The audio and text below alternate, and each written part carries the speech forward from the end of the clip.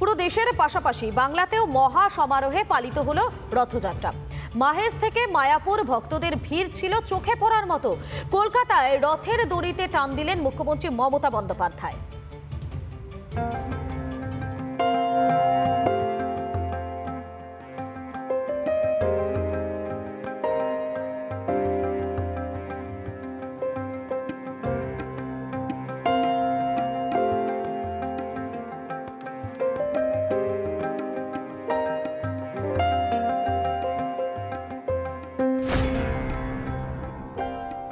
এবারে ৬২৮তম বছরে পা দিল বাংলার অন্যতম ঐতিহ্যশালী এই রথযাত্রা।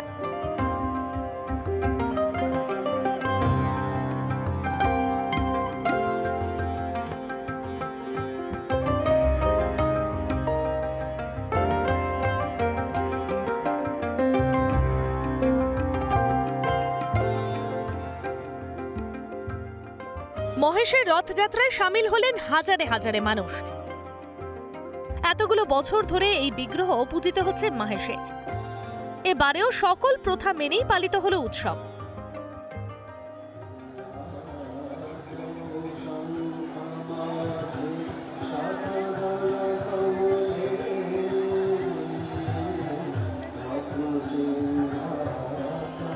মাহেশের রথে ওঠার একটা রীতি আছে। মাহেশের রথে যখন তিনি রথারূঢ় হবেন তার আগে তাকে লেপ কম্বল দিয়ে মুড়িয়ে দেওয়া হয়। প্রথমেই রথে উঠবেন সুভদ্রা দেবী, তারপরেই বলভদ্র এবং শেষমেশ জগন্নাথ প্রভু।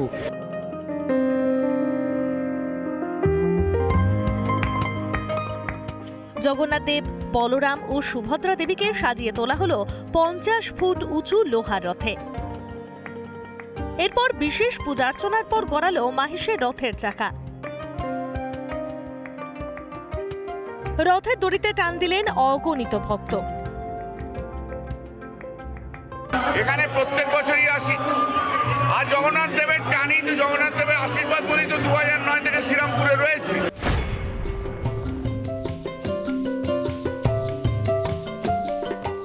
মায়াপুরের ইস্কন মন্দিরের তরফেও মহা সমারোহে পালিত হলো রথযাত্রা।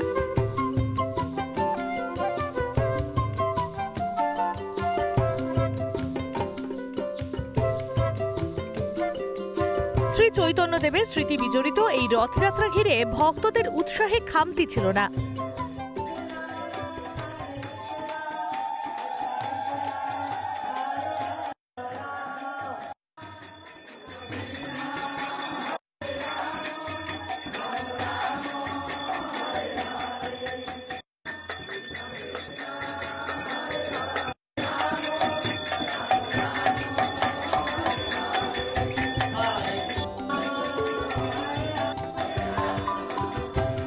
মায়াপুর মন্দিরে রথ যাবে, আর এই মুহূর্তে জগন্নাথ দেব, বলরাম, সুভদ্রাকে নিয়ে রয়েছেন যে জায়গায়, অর্থাৎ আমি যে জায়গায় এই মুহূর্তে দাঁড়িয়ে রয়েছি এই জায়গাটার নাম হচ্ছে রাজাপুর। এই রাজাপুরে বলা হয় যে উড়িষ্যায় এক রাক্ষস তার অত্যাচারে শবরা সেখান থেকে চলে আসছেন, তখন তারা জগন্নাথ দেবকে নিয়ে চলে আসেন এই বঙ্গদেশে।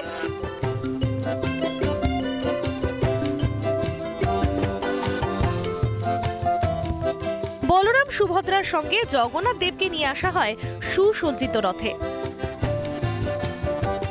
এরপর সেই রথ পাড়ি দেয় মায়াপুর মন্দিরের উদ্দেশ্যে। রথের সঙ্গে মিছিল করে এগিয়ে চলেন ভক্তরা।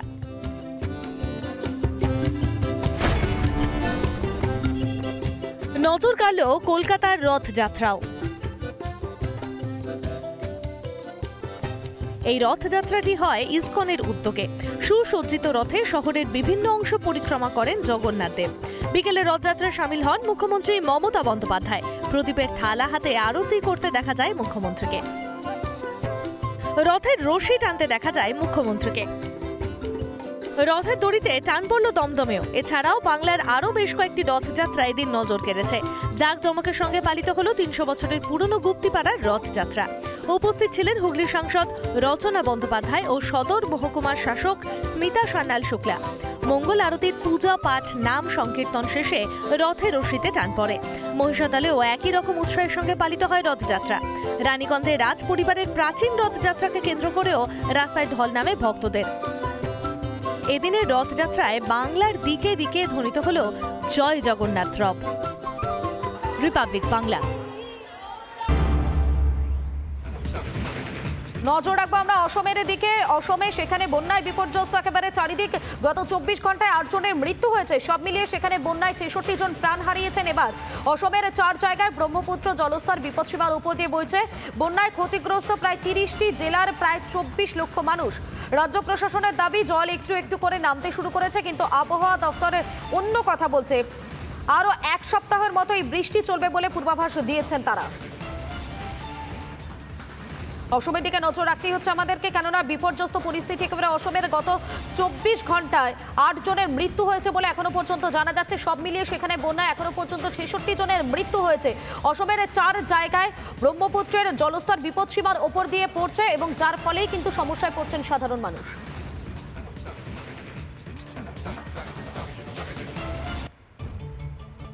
রথযাত্রার দিন দীঘার জগন্নাথ মন্দির প্রসঙ্গ তুললেন মমতা বন্দ্যোপাধ্যায়, অথচ কয়েক মাস আগে মুখ্যমন্ত্রী অযোধ্যায় রাম মন্দির উদ্বোধনের বিরোধিতা করেছিলেন। বিজেপির বিরুদ্ধে রাজনীতির অভিযোগ তুলে একই সুরে গলা মিলিয়েছিল বাকি বিরোধীরাও। তাহলে মমতার মন্দির গড়া কি ভোটের কথা ভেবে নয়?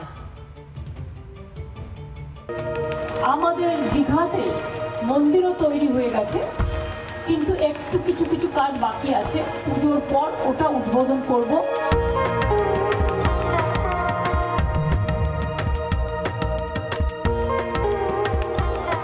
রথযাত্রা উৎসবের দিনই মুখ্যমন্ত্রীর মুখে দীঘার জগন্নাথ মন্দিরের প্রসঙ্গ। ঘোষণা করলেন পুজোর পরেই খুলে যাবে মন্দিরের দরজা। অথচ এই মমতা বন্দ্যোপাধ্যায় অযোধ্যায় রাম মন্দিরের উদ্বোধন নিয়ে কতই না প্রশ্ন তুলেছিলেন। আমি সেই উৎসবে বিশ্বাস করি যে উৎসব সবাইকে নিয়ে চলে, সবাইকে নিয়ে কথা বলে, একতার কথা বলে। আপনারা করছেন, করুন না, কে আপত্তি করেছে? আপনারা কোর্টের আন্ডারে করছেন, ইলেকশনের আগে একটা গিমিক শো করবেন বলে আমার কোনো আপত্তি নেই তো। শুধু মমতা বা তার দল তৃণমূলই নয়, গোটা ইন্ডি জোটের তীব্র বিরোধিতা করেছিল 22শে জানুয়ারি রামলালার প্রাণ প্রতিষ্ঠার। নরেন্দ্র মোদী ও বিজেপির বিরুদ্ধে ভোট রাজনীতির অভিযোগ তুলে সরব হয়েছিল বিরোধী শিবির। কিন্তু কয়েক মাস পেরোতে না পেরোতেই সেই মমতার মুখেই মন্দিরের কথা। আগামী বছর আমাদের দীঘাতে যে পুরীর কায়দায় অনুকরণে একদম সেম হাইটে মন্দিরও তৈরি হয়ে গেছে, কিন্তু একটু কিছু কিছু কাজ বাকি আছে। একেবারে সম্পূর্ণ হলেই তবেই আমরা পুজোর পর ওটা উদ্বোধন করব। আগামী বছর থেকে ওখানেও রথযাত্রা শুরু হবে। রথের রশিতে টান দেওয়ার আগেই মুখ্যমন্ত্রীর সনাতন সংস্কৃতিকে স্মরণ কি 26-এর বিধানসভা ভোটের কথা ভেবে? সবাই মিলে শান্ত থাকুন। আমরা তো ছোট থেকে জগন্নাথ দেবের কথা বলি। গুজরাটের লোক কিন্তু সবাই জগন্নাথ দেব বলতে শুরু করেছে। যারা ভাবছিলেন যে রামের হাত ধরে বাংলায় বিজেপি তাকে উত্থান ঘটানো হবে, তারা ধাক্কা খেয়ে গেছেন, বুঝতেই পারছেন। কিন্তু অযোধ্যাতেই বুক থুবড়ে পড়েছে, রামরাজত্বেই বুক থুবড়ে পড়েছে। ওখানে ধাক্কা খেয়েছে। বাংলাতে যারা এসব ভাবছেন কোনো সুযোগ নেই, বাংলাতেও ধাক্কা খাবেই। জগন্নাথ দেব মুখ্যমন্ত্রীকে আশীর্বাদ করবেন কিনা সেটাই তখন সবচেয়ে বড় বিষয়। তৃণমূল কংগ্রেস এখন মা কালী ছেড়ে জগন্নাথ দেবের উপরে ভরসা করেছে, কিন্তু তৃণমূল কংগ্রেসের ফাইল, তৃণমূল কংগ্রেসের জন্য অ্যাডভোকেটিং কেউ করতে পারবেন না। ওদিকে কালীঘাটের কালীও হাত তুলে নিয়েছেন, আর জগন্নাথ দেব তো বলেই দিয়েছেন যে সম্ভব নয়। তৃণমূলের দাবি তারা নাকি বছর ভরে ধর্মকর্ম করে। তাই যদি হবে, তাহলে অযোধ্যায় রাম মন্দিরের উদ্বোধনের সময় কেন খোঁজা হয়েছিল রাজনীতি? নরেন্দ্র মোদী রাম মন্দির উদ্বোধন করলে সেটা রাজনৈতিক উদ্দেশ্য, আর মমতার মন্দির উদ্বোধনে কি রাজনীতি নেই? কেন এই দ্বিচারিতা? তারই জবাব চায় বাংলা। রিপাবলিক বাংলা। জেলায় জেলায় সুপার স্পেশালিটি হাসপাতালগুলিতে নেই পরিষেবা। বাধ্য হয়ে চিকিৎসায় আশায় কলকাতায় আসছেন রোগী এবং তার পরিজনেরা, কিন্তু শহরের নামী হাসপাতালে এসেও হতাশ হতে হচ্ছে তাদের। কোথাও বেডের অমিল, আবার কোথাও দালালকে টাকা দিয়ে বেড পেতে হচ্ছে বলে অভিযোগ করছেন রোগীর আত্মীয়রা।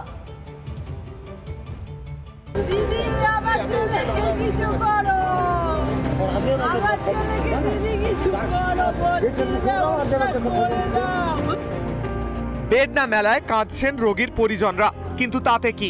হাসপাতালে ছুটির আমেজে কোনো খামতি নেই। খাস কলকাতার নামী হাসপাতালগুলিতে ধরা পড়ল এমনই চিত্র। রবিবার ল্যাব বন্ধ থাকায় হচ্ছে না টেস্ট, তাই ভর্তিরও কোনো আশা নেই। জেলার হাসপাতালগুলি থেকে হতাশ হয়ে কলকাতায় এসেও নেই সুরাহা। হাসপাতালের বাইরেই শুয়ে মুমূর্ষু রোগী। এই মুহূর্তে আমরা রয়েছি মেডিকেল কলেজ হাসপাতালে। সেই মেডিকেল কলেজ হাসপাতালের একেবারে এমার্জেন্সির সামনে যে গাছতলা রয়েছে, সেই গাছতলায় গতকাল সন্ধ্যা থেকে জঙ্গিপুরের মুর্শিদাবাদের এক বাসিন্দা তিনি পরিষেবা পাওয়ার জন্য, চিকিৎসা পাওয়ার জন্য এসেছেন, কিন্তু বেড পাচ্ছেন না। হাসপাতালে দালাল চক্র সক্রিয় থাকার মতো গুরুতর অভিযোগ করছেন রোগীর পরিজনরা। টাকা দিলে তবে মিলছে বেড। জন্য এখানে রেফার করেছে আমাদের। সেই রুগী নিয়ে এসেছি আপনার 6:30টার সময়। 6:30টাতে এখানে এসে ডাক্তার দেখিয়েছি। ডাক্তাররা বলেছে যে রিপোর্ট এখানেও বলেছে রিপোর্ট করতে হবে। তো এখানে রিপোর্ট তো আজকে রবিবার, আজকে হবে না। এসএসকেএমের মতো হাসপাতালের অবস্থাও তথৈবচ। হাসপাতালে বেডের চরম আকাল। রবিবার বলে ডাক্তারের সংখ্যা কম। রোগীর অবস্থা আশঙ্কাজনক হলেও ঠাঁই হয়েছে হাসপাতালের বাইরে। চিকিৎসা শুরুর আর্জিতে কান্নায় ভেঙে পড়েছেন রোগীর পরিজনরা। দিদি, আমার ছেলেকে কিছু করো, আমার ছেলেকে দিদি কিছু করো। এসএসকেএম হসপিটাল বলছে সে বেড নেই, যার ফলে একটা মুমূর্ষু রোগী, ক্রিটিক্যাল কন্ডিশন, ইনফেকশন ধীরে ধীরে ছড়িয়ে যাচ্ছে, গা থেকে মাংসপিণ্ড ধীরে ধীরে খুলে আসছে, তারও ট্রিটমেন্ট হচ্ছে না এসএসকেএম হসপিটালে। আমার ছেলের কোনো ট্রিটমেন্ট হচ্ছে না, ঢুকতেই দিচ্ছে না ভেতরে। আমি এখানে এনেছি, আমার ভর্তি দিচ্ছে না, ছেলে পড়ে আছে এমার্জেন্সি কেস। রাতের থেকে সব হসপিটাল ঘুরছি, আমার ছেলে কোথাও অ্যাডমিট করছে না। দিদিকে জানান, আপনারা দিদিকে জানান। অবস্থা খারাপ পেশেন্টার, মানে 21 বছর বয়স। এই যে পেশেন্ট আমার ছবি এখানে বসিয়ে রেখেছে, এখনোই আশা আছে এখানে ভর্তি হওয়ার জন্য, কিন্তু এরা কেউ কিছু করছে না। রাজ্যের স্বাস্থ্য পরিকাঠামোর বেহাল দশা নিয়ে তীব্র কটাক্ষ রাজ্য বিজেপি সভাপতি সুকান্ত মজুমদারের। স্বাস্থ্য ব্যবস্থাকে মুখ্যমন্ত্রী এমন জায়গায় এনে দিয়েছেন যে এখন মুখ্যমন্ত্রীকে আমাদের রেফার করে অন্য কোথাও পাঠানো উচিত। এই রাজ্যে রাখলে পরে কিছু হবে না। মানুষ আশা করি বুঝতে পারছেন এবং আগামী দিনে মানুষ মুখ্যমন্ত্রীকেও রেফার করবেন। একটু অপেক্ষা করুন। দুর্নীতিতে অভিযুক্ত রাজনৈতিক নেতাদের বেড পেতে যেখানে কোনো অসুবিধা হয় না, সেখানেই চিকিৎসা পেতে নাজেহাল আমজনতা। কলকাতা থেকে সৈকত পাল ও তুলিকা রায়ের রিপোর্ট, রিপাবলিক বাংলা।